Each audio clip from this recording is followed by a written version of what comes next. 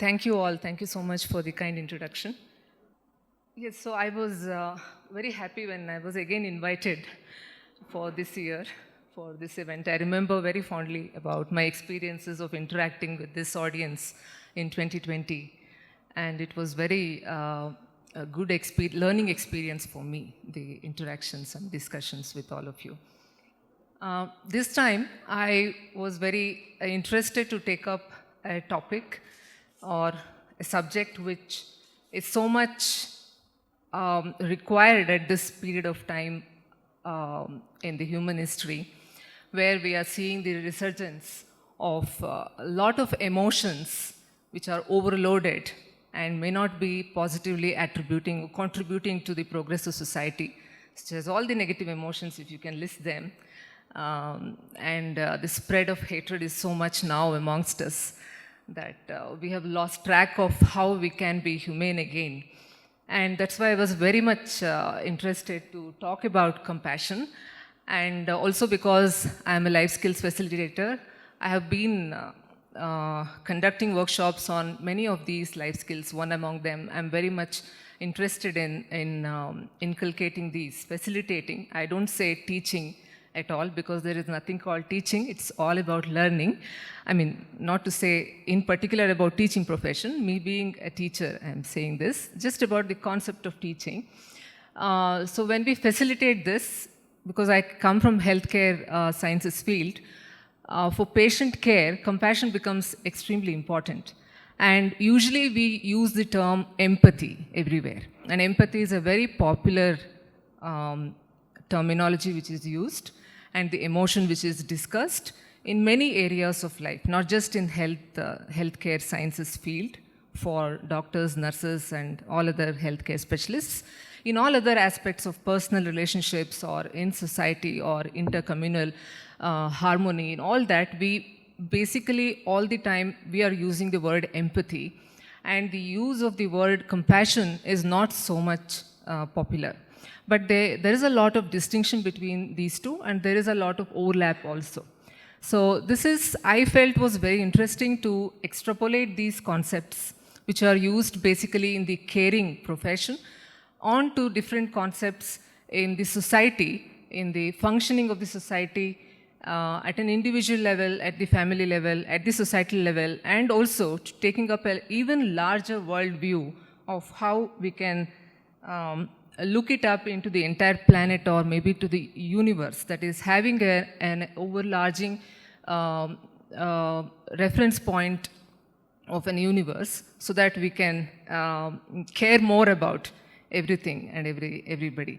So that is what is the timeline, I mean the what can I say, the objectives or the lesson, whatever objectives of this session is all about.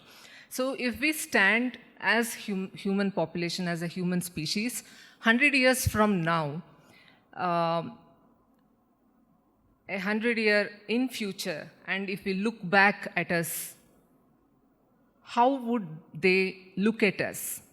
How many of our human behaviors can be looked upon as very barbarian if a child which is born 100 years from now looks back at us and think, then maybe many of our social behaviors could be viewed by them as very barbaric and very tribal. So how can we use this emotion, a distinct emotion called compassion, in order to steer us through, navigate the moral spaces in society, both at personal level as well as at societal level? So how does it help us to take a moral judgment or make us more efficient in decision making?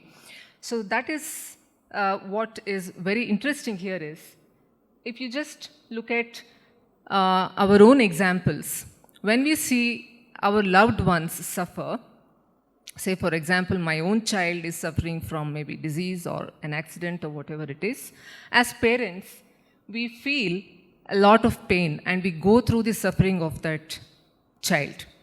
And it is very intense when our closely related people are suffering. And if you go to the next circle, like your own kin suffering, maybe your relative is suffering, your sisters, brothers, or your far relative is suffering, you relate to them at the next level, not at the same intense level as when you were trying to care for your child, maybe. And if you take it to the further level of people whom you are not related at all, if you take examples of what happened in Madhya Pradesh, consecutively, starting from, it's been happening all the time. What example I've used here is, in 2019, the tribal woman who protested against encroachment of her land was crashed to death by moving over her using a tractor. And she just died. And when we see this or video on social media, or you read this news clip in the newspaper, you don't feel that intense emotion which you felt for the loss of your own kin, and the kind of intense emotion you may feel for your own child. And in the same place in Madhya Pradesh, just around a couple of weeks back, again a tribal woman who is a marginalized, less privileged caste woman, especially there, again subjected to the gender inequality, again because of the land dispute by the upper castes, she was burned to death. Actually, she was put on fire. And one of the people who did this video, they recorded a video of her burning on the field, and he is heard saying in the video, see, she has put fire on herself. See how she is doing this, just to make it look like it is her own act of committing suicide. We are not responsible for it. So when we look at it, okay, at that particular point of time, we may flinch, and those who are very empathetic will feel a lot of emotion at that point, and later we just carry on with our lives.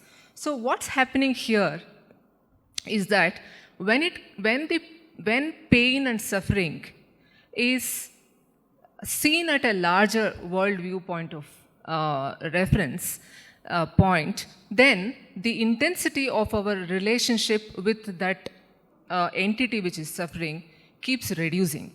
So, of course, planet Earth is so much beauty, yet it has so much pain. And suffering is that element which defines the human condition. There is suffering in everything. Actually, suffering is the truth of life, Buddha said. Of course, that is the phenomenon which defines the human condition. But as side by side, where pain and suffering reside, just by its side, we also have compassion which resides in all of us. And we are able to go through that basic component of life called suffering because we have certain emotional positive traits to go through it. But when we have a world pain kind of an extrapolated expansion of this circle, then our ability to judge upon it keeps reducing. We will see that in the further slides when we discuss this further. Albert Einstein, this statement is really good. I always like this statement by Albert Einstein. He said, widening our circle of compassion to embrace all living creatures and the whole of nature in its beauty. So we need to widen our circle of compassion, not just to our in-group members, but to the out-group members. And how can we do this? Can we do this only through an emotional point of view, like empathy, sympathy, or compassion? Because compassion has always been controversial. When you look at studies of morality, again, there is a debate there. Some proponents say that it is very unreliable because it's an emotion. You cannot use it to guide to judgments about right or wrong, versus a debate about it is a source of principled moral judgment. Even if you look at the field of altruism, in the field of altruism, both through evolutionary perspective as well as in the philosophical perspective, there are debates, and most of the altruistic proponents believe and they posit that compassion can be used, and it is a proximal determinant of pro-social behavior. If you want to have a pro-social behavior, this acts as a proximal determinant. That is, you need that prior, the processing in the brain, to make you decide to act pro-social.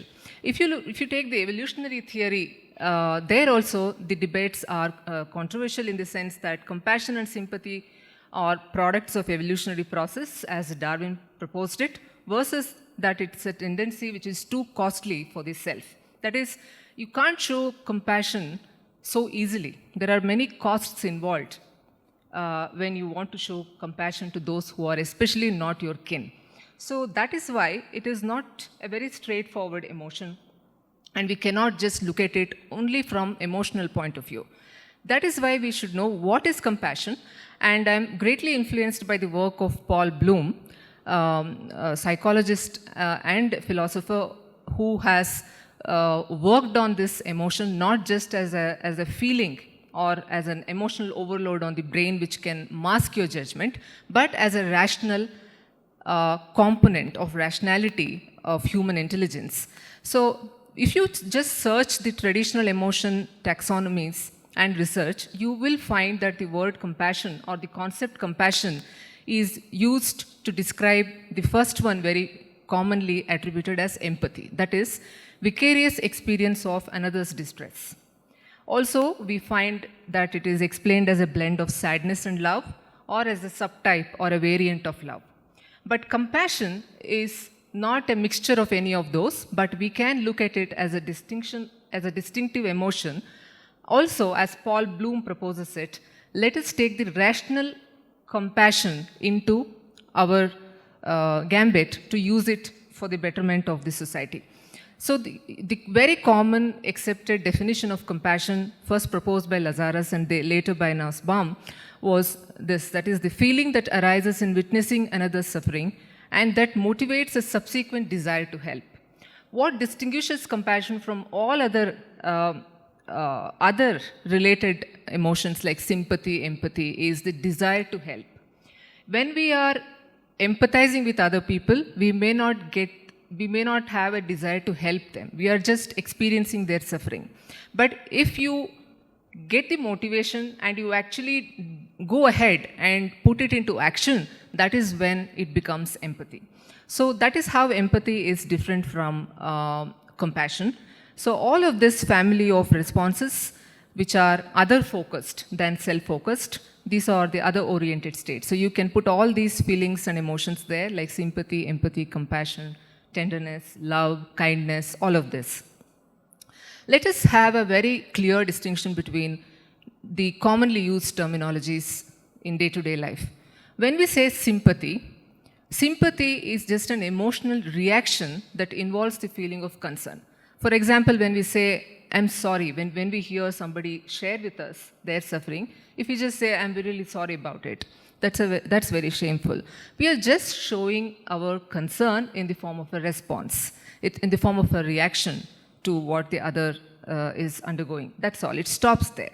In empathy, as commonly said, we put ourselves in another person's shoes. So if the other person is experiencing pain and suffering, then I also completely go through that process of pain and suffering. I experience it. If they are happy about their accomplishment, I am also equally happy about their accomplishment. So empathy is completely putting yourself in their skin and going through that emotional process together. So it goes one step beyond sympathy. Whereas compassion is wanting to relieve another's suffering. When we want to alleviate suffering, that means we put that into action. And that's where compassion is extremely important in society, because it motivates us to take some action towards alleviating suffering.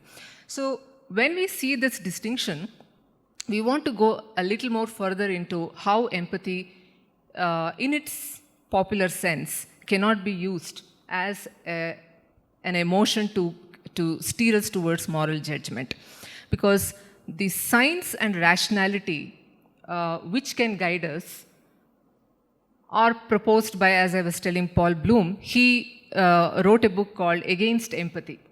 So when he was saying against empathy, it just meant that he means to say, or we don't want to say that we don't want empathy, or we don't want to feel empathetic towards others. It is not that. It is use rationality and science and reasoning when you are assessing your moral judgment. And it was taken further into the effective altruism movement by Peter Singer and Will McAxill, where we use such rational compassion to take actions and do things for bettering the society or for well-being of the planet Earth. So let's take a thought experiment to understand this better for empathy. So think of a small girl, a little girl who is suffering from a major life-threatening disease. Picture her in your mind. How do you feel when you are asked to help? How many of you would like to help that little girl, either in the form of donations or in any other ways of volunteering? Probably all of us would like to do it. Next, if you show a picture of the same little girl with her brother added, then the response of the motivation or the extent to which people may want to help may reduce. This was an experiment done by Paul Slavik. He did this experiment, and when he added her brother, the extent of motivation to help reduced. And when he added 10 more such little children, it reduced even further. And when he showed the statistics of hundreds and thousands of such children across the world who are suffering from that life-threatening disease, the motivation to help really dropped from the cliff. So what is happening here is when we are empathizing with somebody, we are getting personal with it. The emotion is overloading our brain circuits which are involved in decision making, and it spotlights on one particular case. And it lures us into painting the same picture, and we may want to help one particular child, but when we look at the actual picture of the larger picture of a statistic, we may not want to help anymore, because then the intensity of that emotion reduces. So maybe we are not wired evolutionarily to make such moral judgments properly. So it really gets confused at the brain level. So at Yale University, in the Mind and Development Lab at Yale University, when they conducted experiments on such emotions called empathy, the neuroimaging of the self-reported research may not, they are biased, because many of the research, if you find on empathy, they are based on self-reports. So how do you rate yourself on empathy scale when you look at this picture? But to substantiate further research, further evidence, they add neuroimaging. When they neuroimage the brain, when they are looking at a picture of a child suffering, what happens? And in that experiment, when they did this, Tanja Singer, a German neuroscientist, along with Matthew, who is a meditator. He's considered as the happiest person on the planet Earth. So he does loving kindness meditation for a very long period of time, and his brain is studied by these neuroscience labs. So anyway, when they did that study of neuroimaging, what they saw was, the experiment was this. One group of football fans were conducted this experiment.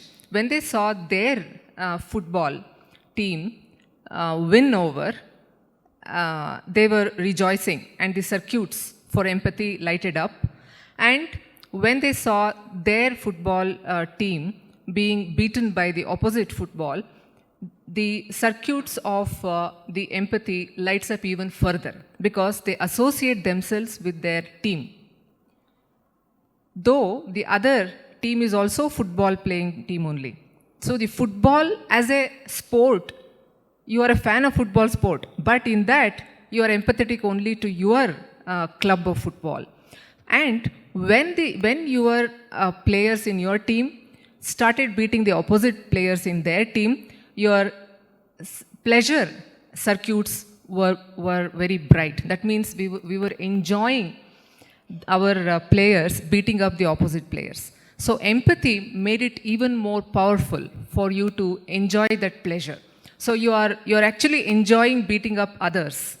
Of course, it's a sport, but in real life events also, if you observe that, we tend to favor one over the many. That is why empathy is very innumerate. So what happens is in society, when we identify with our own cult or a fan club, say a language, if Kannadigas against some other other language people, then we don't try to give our moral judgment fairly. Just and fair judgment fails there because we try to identify with the victim there. Who is the victim? How do you decide who is the victim? It's because I identify with them. And empathy is a very essential prior cognitive event happening in the brain, which leads you to decide that. In the neuroimaging study, what we see is that it is the prior emotion which ignites you to identify yourself with the victim, and you decide the victim. Who is the victim? One whom you associate with or one whom you feel related to. So that is why when my own family member is injured or suffered, or if they are the victim, we try to defend them, and we even enjoy punishing others. So it's very narrow-minded. Therefore, empathy makes you very narrow-minded, selfish, parochial, and it's called empathy trap.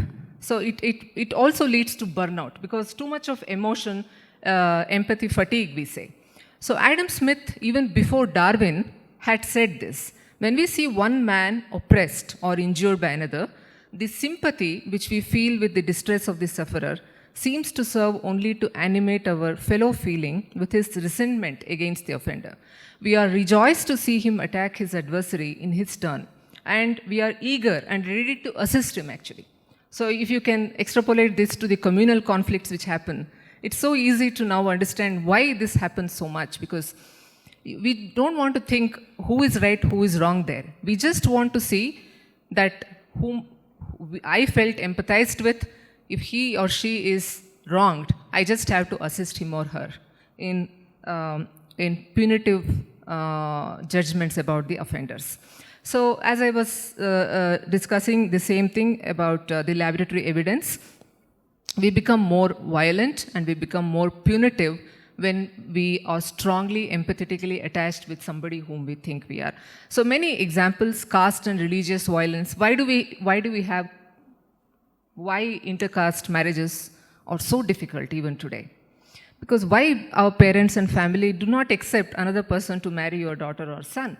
It's because of that bond which is so blind and not so ethically, it will not give us any direction towards making a fair judgment. And anti-immigration policies of certain countries, even in our country in 2019, we had this CAA, Citizen Amendment Act. It all lures us towards love and empathy towards our own in-group people.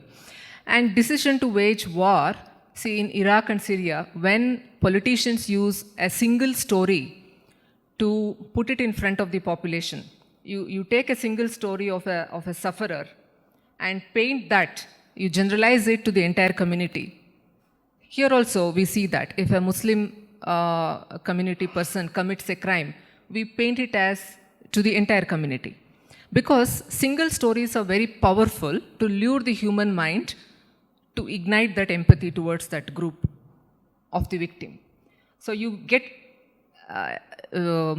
you get related with the victim, and it is easy for people to manipulate with empathy, by igniting empathy. So it tilts the scale too much in favor of violent action.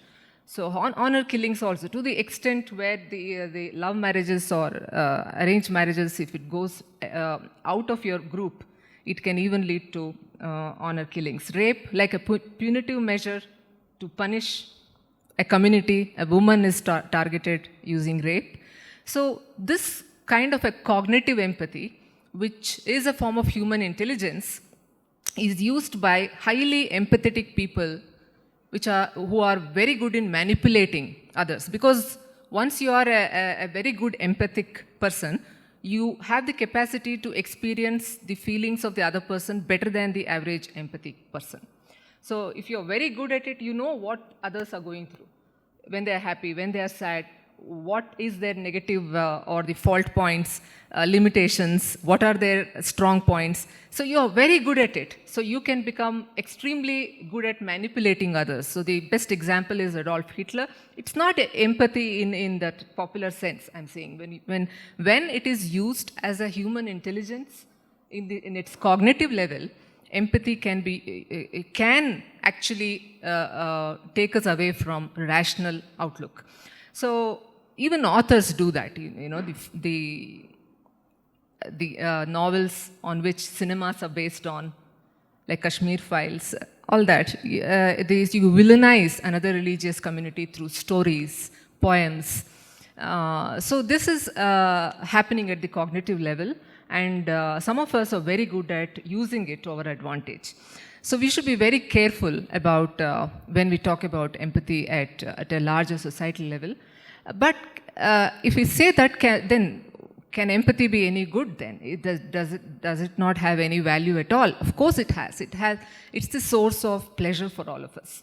When we feel empathy towards somebody, especially those who are our loved ones, we feel that pleasure of helping them, to care for them, and to reduce their suffering. And that gives us a lot of pleasure. And it has a lot of role in fiction also. When you read stories or when you go to cinema, you need empathy to connect with the characters in the movie, and you want to enjoy it. So it's a source of pleasure, especially when it comes to personal relationships. We need empathy. On a personal level, definitely we need empathy. We cannot avoid empathy. It's impossible, because just like biases, can we totally be devoid of biases and prejudices? I don't think so. We will be biased in some way or the other.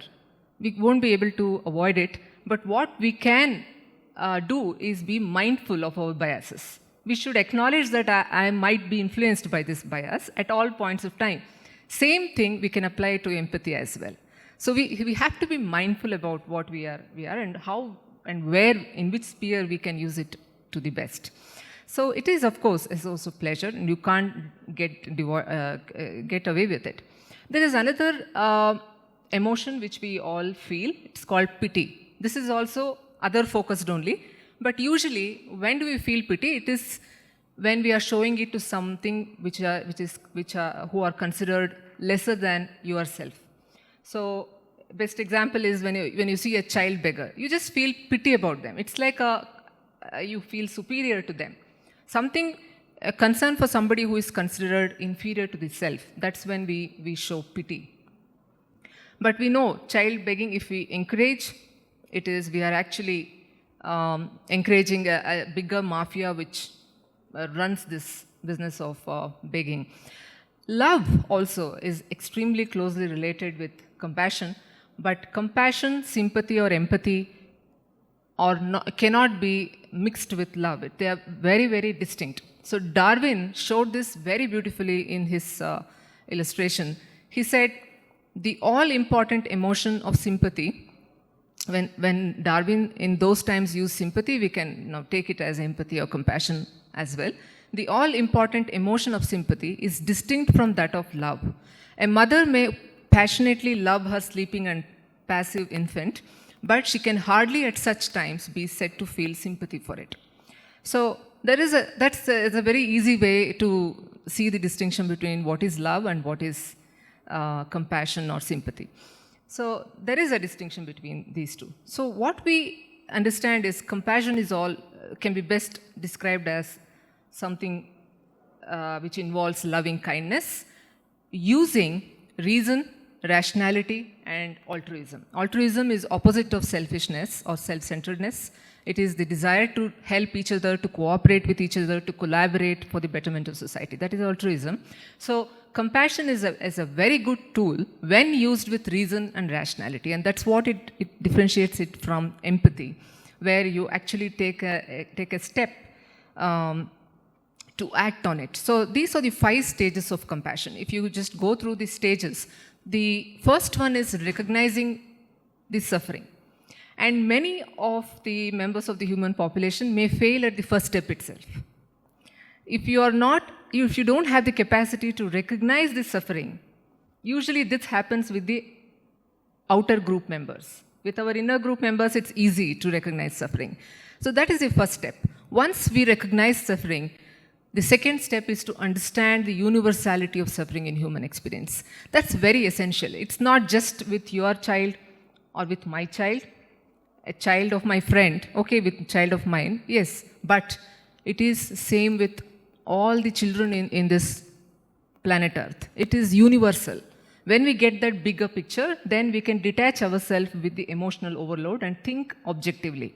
The third stage is feeling empathy. Of course, compassion includes the feeling of empathy. You have to understand what they are undergoing, suffering, but without experiencing the pain in it. Because that detachment is very crucial. So that is why the fourth stage is we should have the capacity to tolerate all the negative feelings and uncomfortable feelings which arise when we experience others' suffering, like anger, distress, fear, or helplessness. We should be able to tolerate them. Only then we can go to the essential step of compassion, that is taking actual action to do something about it, to reduce that suffering. So these are the 5 stages of compassion. And when we think how we can use this as a guide to expand our morality or the moral circle, this philosophy of the moral circle is a fundamental concept among philosophers, psychologists, activists, and all those people who want to help others, want to do better, want to do good, want to become better individuals. So it was first introduced by historian William Leakey in 1860s and later popularized by philosopher Peter Singer. And Peter Singer is also the one who was responsible for this altruistic movement to initiate it, but later started by Toby Ord. Then moral expansive scale is what is given by those authors. It is given in the footnote by Daniel Crimson. If you look at this moral expansive scale, at the center of our moral circle, what do we mean by moral circle is whom do we consider deserving our moral attention? In simple words, that is our moral circle. So the center of that moral circle is always our family and friends. Then next, we are able to place the in-group. So maybe our relatives or with whom you identify with. If I am from Karnataka, my in-group is Karnataka, I can say, or Mysuru, Bengaluru, cities. It can start like that. So in groups, and after that, it may go to revered, people whom you really revere. Then people who are stigmatized, say for example for LGBTQ plus or physically and mentally challenged, or then it goes to outgroup with whom you don't relate at any point at all. And then animals. In animals again, those animals which are sentient, highly sentient, those who can feel and show emotion like dogs, all those pets, they come first. And later comes the animals which show low sentience. So there also we show distinction in showing our concern for their well-being. Environment comes after that, plants come even later that, and villains are placed at the last circle. Of course, because we don't want them to have a good life. We want them to be punished for their wrongdoing. All of us, I mean, it's human nature. We don't want them to punish. I mean, we don't want them to flourish. We want to punish them. So, when you think of this, when you look at this moral expansive scale, it becomes very clear how strongly the emotion, empathy plays a role in it. So, we fail to distinguish that a person in the outgroup can be equally suffering like a person in your own family or friends, or even in your in-group. How can we distinguish? How can we say that the person who is suffering in your outgroup is not equal or does not deserve your equal attention than one who is suffering in your in-group or in your family or your own child. So there are many thought experiments there. You know, a burning house is there and you know that your child is inside and you have to go and protect your child.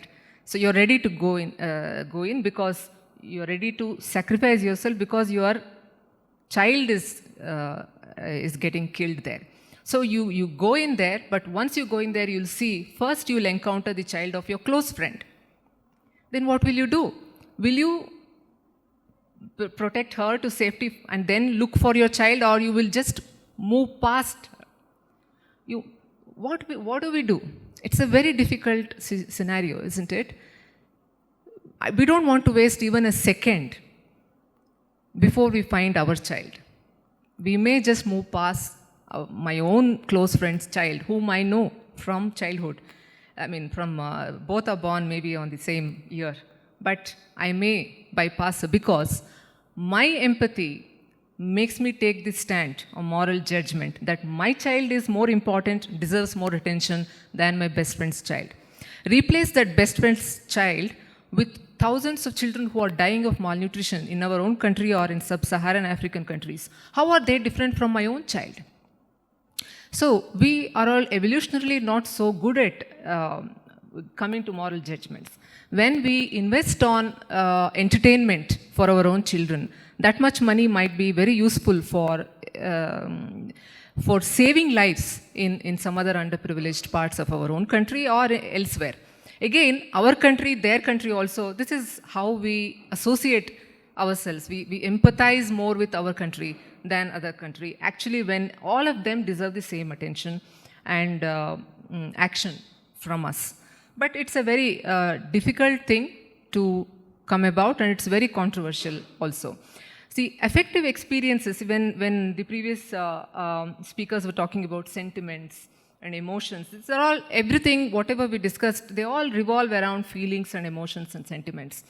Even the compassion or all other oriented, other focused feelings, they all have brief context-specific responses. Usually they are emotions. They are called emotions.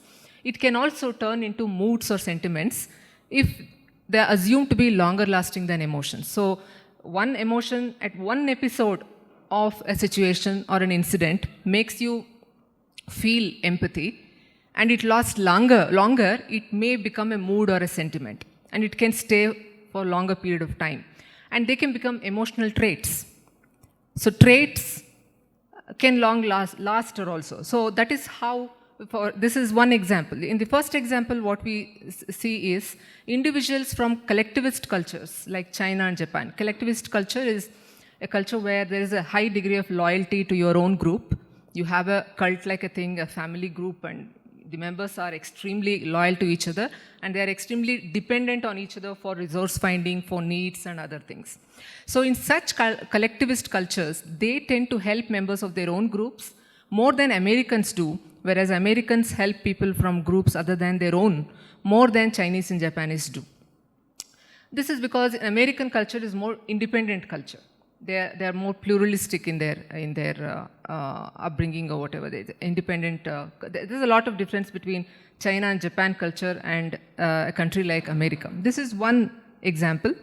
When we take our own Indian context example, if what we are seeing now is imposing one culture, one religion, one language policies.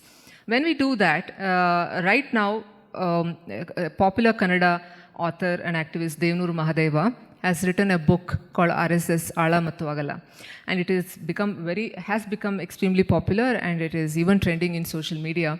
And I have taken what he has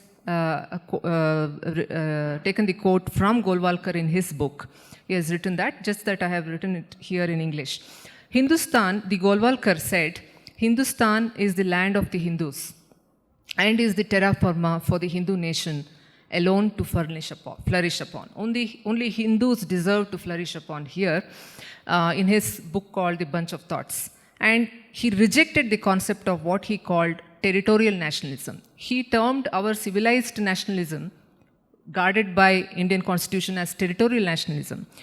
the modern variant of nationalism which identified a state with its territory and bestowed equal rights of citizenship on all those who lived within it, irrespective of caste, creed, culture, religion, or whatever. That's what Indian Constitution does. But he proposes against it. He says it's a territorial nationalism. So why? Because he thinks that only one particular group of people deserve to flourish in Hindustan. So this is our own example. So a hypothesis which is worthy of testing is this. Interdependence increases the tendency to feel compassion for in-group members, whereas independence increases the tendency to feel compassion for out-group members. So this is what we should ponder about. That is, our own moral biases, we should try to overcome them. So there are 3 lines of reasoning why we need compassion. At basic level, of course, it is needed to enhance the welfare of the suffering offspring. So here, offspring is very interesting because that's the basic requirement of why we need compassion. Our own kin we want to protect. Selfish gene, Dawkins, all that if you read, that is the thing. Secondly, desirable emotion or attribute in mate selection process. When we want to decide whom should we marry, then we want to look for this particular trait. Is he caring enough? Is she caring enough? Because when I fall sick, he should be able to take care of me. Not just in human, of course in human species, we look for this trait. Enables cooperative relations with non-kin. So compassion is especially very important if you want to relate to anybody who is non-kin to you, not related to you. So these are the 3 reasons why we need compassion. And can we say compassion-related states? All compassion-related states, starting from as superficial as sympathy, up to kindness, love, empathy, compassion, all this. Can we say it is universal? But if you look at the altruistic pro-social behavior and traits, it cannot be universal and it cannot be generalized to everybody. At individual level, at societal levels, and at group levels, we see the differences in the extent to which we show pro-social behavior and traits. So, why? Because we have many costs to let go of. There is a cost you have to bear to show compassion. Because compassion has a very great sensitivity to suffering. So it's constrained by costs and benefits. Compassion arises in response to suffering and harm when there is death or bodily assault or ill treatment, old age, illness, lack of food, lack of friends, physical weakness, disfigurement, immobility. All of this will make us feel compassion. But we don't act upon it immediately. We may show empathy there. How do we go through it is, whenever there is a negative emotion like that, maybe death or whatever, suffering, all negative situations, we first see who is the victim. And then, if it is the self or maybe very close kin, we feel sadness, anger and shame because this is unfair, it's happening to us. If it is the other, the target, if it's not, the victim is not me or in group, then we try to put this question. Does target suffering satisfy goal for the self? If I show compassion or take a step to help him or her, does it satisfy my goal? What is that? So here, target's outcomes should be relevant to my well-being as well. Otherwise, why should I help? So if it is yes, helping them helps my well-being, then it leads to happiness. That's why when you show empathy, we get that pleasure when you help someone. Especially, we do it maybe more for our own gratification, our own sense of feeling that we are good. So that is self-oriented. If there is nothing we gain out of helping others, if the outcome to that question is no, then we put this next question, that is target deserving of help? If it's an out-group member, then we put that. Do I really need to do this? Does he or she or that group deserves that help? And if you decide no, it does not deserve, then we may feel anger about it. If we think that yes, they deserve it, then do I have resources to cope and help. That is also there. See, not even if you want to, you may not have the resources to do it, to help. If I don't have the resources, it leads to despair, anxiety, and fear. All of us, I think, feel that.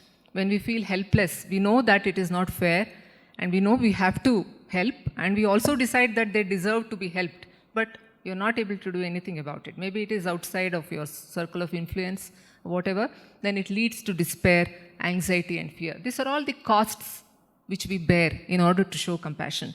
And yes, if you can, you have the resources and you go ahead and help, and that ultimately you take an action, and then it becomes compassion. Only when it is acted upon, it is compassion. Till then, it is all about feeling and emotion, that's all. So this is how, it's not easy. It's not easy to just, we can just say, okay, I care about you. It can be just sympathy. It may not even be empathy.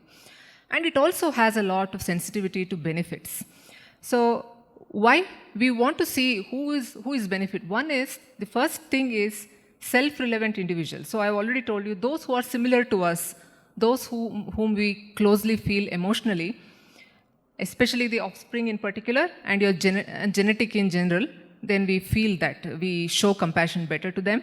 Reproductive partners, friends, it extends then to, first is your child, your offspring, and your genetic related, maybe your parents, your sisters, brothers. And equally, you will add your reproductive partners, because somehow, even though we are not related, your reproductive partner becomes extremely important for the the reproduction of the human population. So then comes friends, then reciprocal alliances and group members. Remember, all of them are in some way beneficial to our existence. That's why we take the effort to reciprocate the help. Another relevance we want to see before we decide usually is the goal relevance. Does my individual, as an individual, my ideological goals are fulfilled by helping them? So, for example, see, all our people should have equal rights and opportunities as against others. If we think that, usually we unconsciously tend to think that. Then we don't mind even going to the extent of torturing an enemy, because we consider he or she is, it's like a retributive justice. So we go for torturing the enemy, and when we do that, we also experience emotions such as happiness as a result.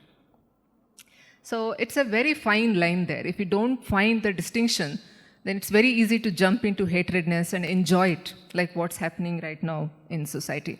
So if you look at compassion, a universal emotion across culture, then the literature review, the meta-analysis, when I looked up to systematic reviews, we come up to this very sad result that we don't have enough evidence to show that it is universal across culture.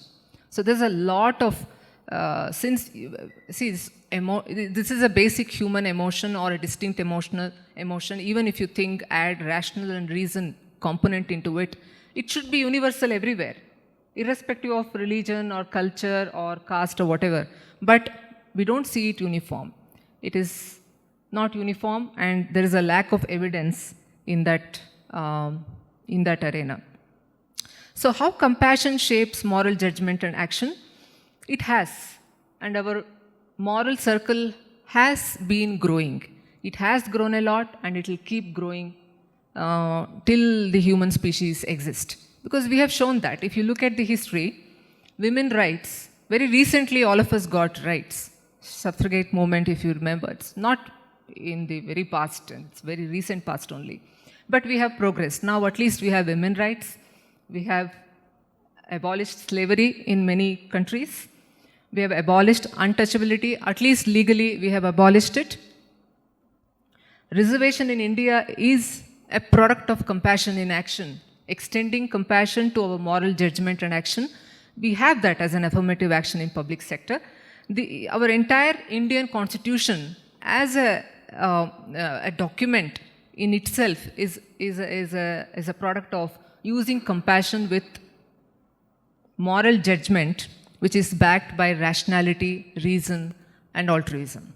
So the constitution itself, or you take constitution in any democratic countries, that is the one piece of document which prevents us from committing brutal crimes and violences. Even if we do that, there is some way in which Constitution is there to protect our rights.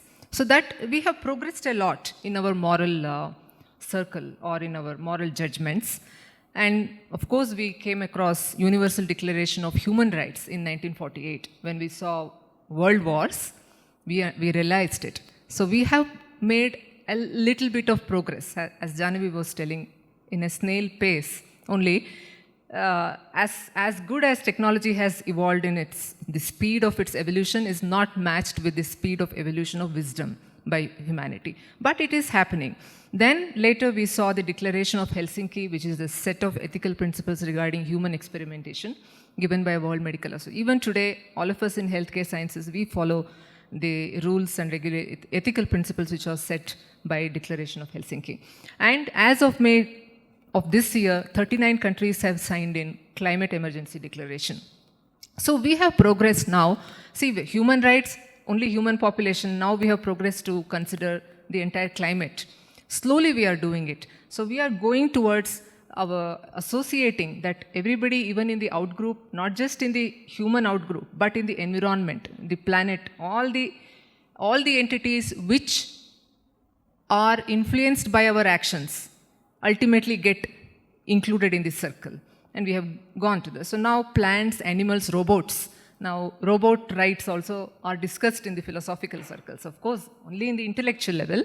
But there is a great possibility that once artificial intelligence is learning so much now, and it is proposed that the artificial intelligence is going to soon learn the general intelligence. Not just in a specific area, okay, in a washing machine you have that. That is also artificial intelligence only. But general intelligence, the pace at which it is learning, we need alignment. That is the alignment problem we are facing now. The artificial intelligence has to be aligned to human values, the moral, ethical value systems when they are programming themselves. And non-human rights project, all of this are extending to rivers and plants. But the problem is when we can just go talk in a very egalitarian way. But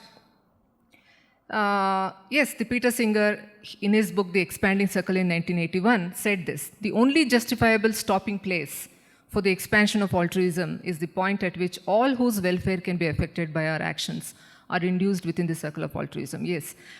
But the rational compassion, when we use it as a tool, it enables us to take the point of view of the universe. So there are many experiments which show, I'm not talking about from a spiritual or religious point of view at all here.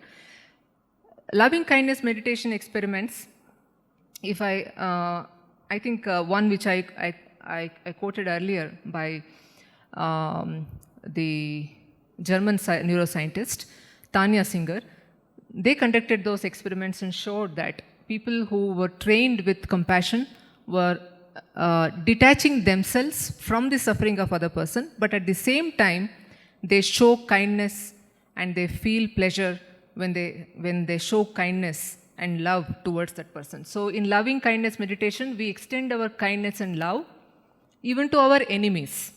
We practice that. So that way, it's not that we are agreeing with our enemies, their actions or anything. It's just that we don't want to get into the empathy trap of feeling retributive against anybody, because that is where we are right now doing that. So all of this talk is good, but if you look at Maslow's hierarchy of needs, you can talk about all these nice things and forget about the atrocities which are happening right now and focus about plants, animals and robots if your basic needs are felt. That is the basic two, the foundation of this pyramid, that is your physiological needs and the safety. If they are met, then we will move to the next stage of keeping a world view or keeping a universal view of looking at everybody equal. And we have made that progress with the help of technology actually. Technology has been extremely compassionate in many ways, if you look at it that way. For example, the invention of washing machines, refrigerators, grinders and electric stove they, for the first time, liberated women of so much of work at home and helped her go out and pursue jobs. So it satisfied the basic needs. And only then you could go to love, belonging, esteem, self-actualization, all that. So that is one way. The invention of the bicycle, it increased women's mobility. These are all the way in which women actually got empowerment and liberated through technological innovations. And the invention of printing press spread humanitarian ideas. If we didn't have printing press invented, I don't think our in-groups would have been out-groups now. So that is a very great invention. And of course now we have artificial intelligence and we have to think about how to align it to these principles. So areas in need of more research, there are many areas which the scientists have listed out which need further research. Importantly, these three areas. In the field of altruism, we should ask a question that is a selfless form of altruism encoded in the genes as against the selfish genes? Secondly, in morality, in the area of morality, to what extent are basic moral judgments of harm and punishment driven by empathy? And in the field of evolution, we should explore, is compassion our strongest instinct? But gut feelings usually are not very good at taking fair judgment. Gut feelings can be with empathy traps, and they need not always have reason and rationality behind it. So that is what Will McAxill, who is a co-founder of this effective altruism,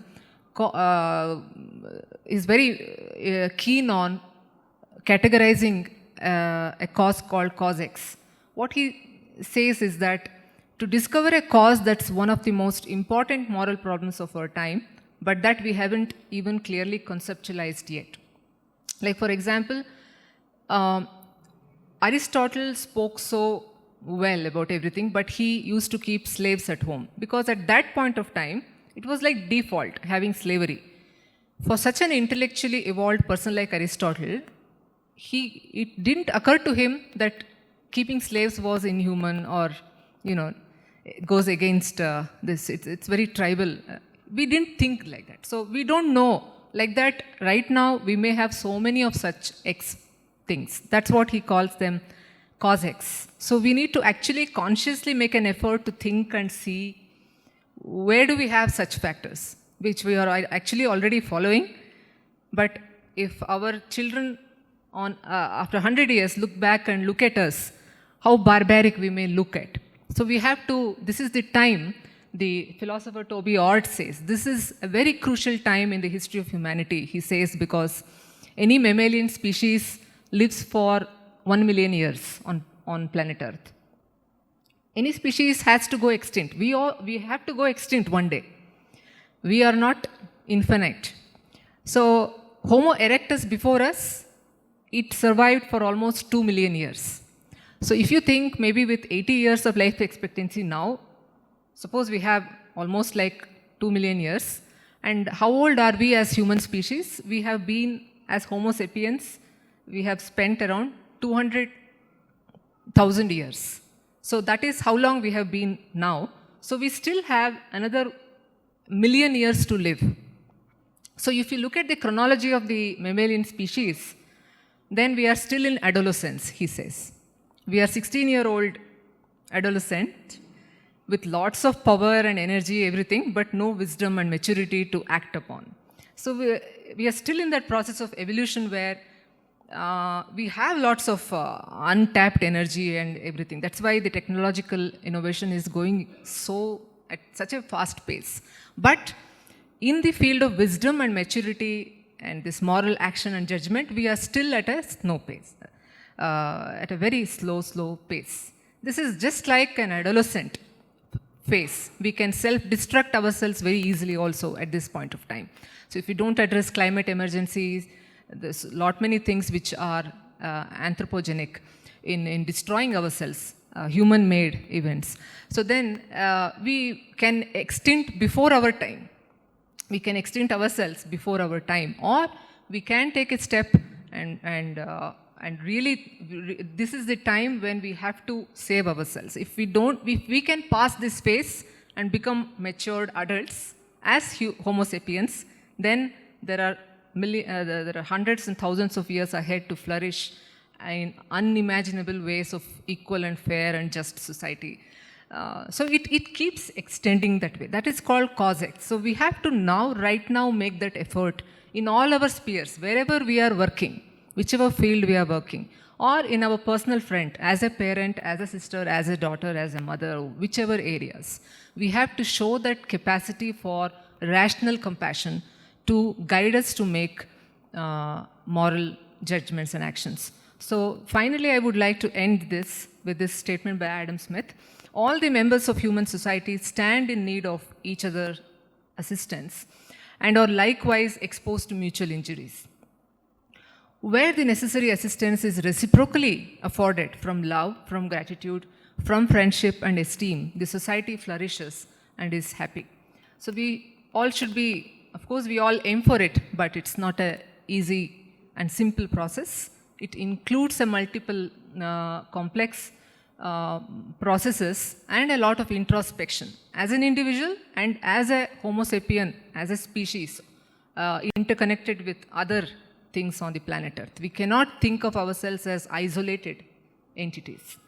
So for that we need not just emotional empathy or compassion, but a reasoned, rational compassion. It's like an elevator. Peter Singer says, rationality is like an elevator. Once you put your brain into rational thinking, you can't get off an elevator. Okay, if you get into the elevator thinking that I will go only 1 meter up, you can't. You have to wait till you reach that stop in the elevator. You can't get off. Rationality is also like that.